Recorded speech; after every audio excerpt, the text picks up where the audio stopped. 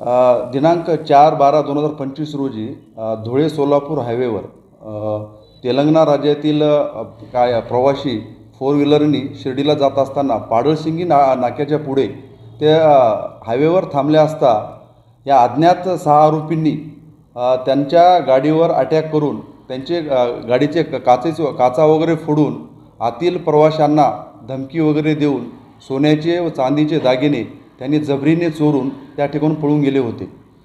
त्याचप्रमाणे मागील 2 महिन्यापूर्वी बीड ग्रामीण हद्दीत धुळे सोलापूर हायवेवर 3 ठिकाणी जबरी चोरीचे गुन्हे याच पद्धतीने दाखल झालेले होते।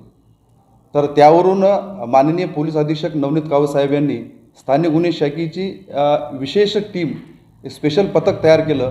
त्या पथकांनी याबाबत गोपनीय माहिती, तांत्रिक विश्लेषण आणि CCTV फुटेजच्या आधारे आम्ही सदर आरोपीपर्यंत पोहोचू शकलो।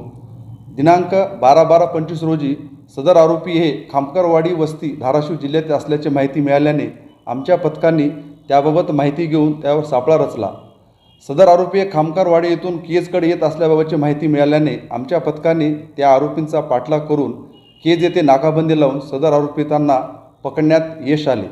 परंतु आम्हाला 3 आरोपी मिळण्यामध्ये आम्हाला यश मिळालं। बाकी 3 आरोपी त्या सदर अटक आरोपीकडून आम्ही निष्पन्न केलेले आहेत।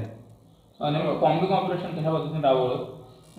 नाही, सदर आरोपी हे धाराशिव जिल्ह्यातील खामकरवाडी वस्ती येथे राहणारे आहेत। खामकरवाडी वस्तीचा पूर्व इतिहास पाहता तिथे बरेच अट्टल गुन्हेगार वास्तव्यास आहेत। आम्हाला पाहिजे आरोपी मिळणे आवश्यक होते। त्या